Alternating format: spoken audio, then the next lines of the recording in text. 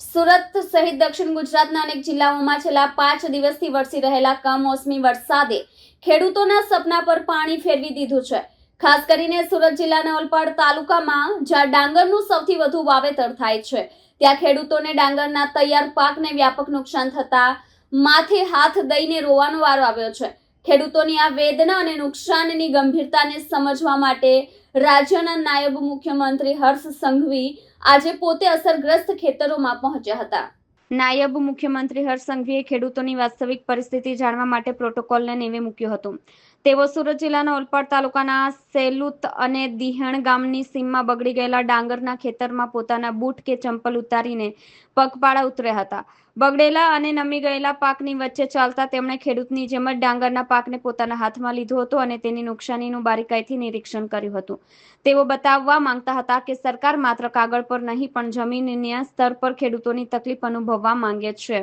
તેમની સાથે ઓલપાડના ધારાસભ્ય મુકેશ પટેલ અને ખેતીવાડી વિભાગના અધિકારીઓ પણ હાજર રહ્યા હતા। તેમણે તાત્કાલિક ધોરણે નુકસાનનો અંદાજ મેળવવાની કામગીરી શરૂ કરી દીધી છે। ખેડૂતોને હિંમત રાખવા અને સર્વે પ્રક્રિયામાં સહકાર આપવા માટે અપીલ કરી હતી।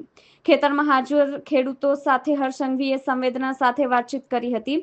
તેમણે જણાવ્યું હતું કે અતિવૃષ્ટિના કારણે જે તકલીફ આવી છે તે દુઃખ હું તમારું સમજી શકું છું। આ નુકસાનને એ જ લોકો સમજી શકે છે જે લોકોએ ખોયું છે। વરસાદ બંધ થાય તે પહેલા તમામ મંત્રીને ફિલ્ડ પર મોકલી દેવાયા।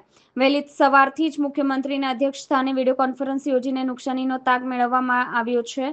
વરસાદ બંધ થાય તે પહેલા તમામ મંત્રીઓને ફિલ્ડ પર મોકલી દેવામાં આવ્યા છે, જેથી ખેડૂતોને કઈ રીતે મદદગાર કરી શકાય તે દિશામાં ઝડપથી કામગીરી ચાલુ કરી શકાય। પાકના નુકસાનની સાથે સાથે ખેડૂતોએ નહેર રિપેરિંગના મુદ્દે પણ નાયબ મુખ્યમંત્રીનું ધ્યાન દોર્યું હતું। ખેડૂતોને રાહત આપતા હર્ષ સંઘવીએ જણાવ્યું હતું કે નહેરની રિપેરિંગની કામગીરી આગામી વર્ષે જ થાય તે માટે તેઓ અને ધારાસભ્ય મુકેશ પટેલ મુખ્યમંત્રી સમક્ષ મજબૂત રજૂઆત કરશે।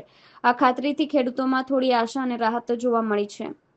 હું આજે સુરત પહોંચતાની સાથે જ વહેલી સવારથી દક્ષિણ ગુજરાતના વિવિધ જિલ્લાઓના ખેડૂતો જોડે મારે મળવાનું થયું છે।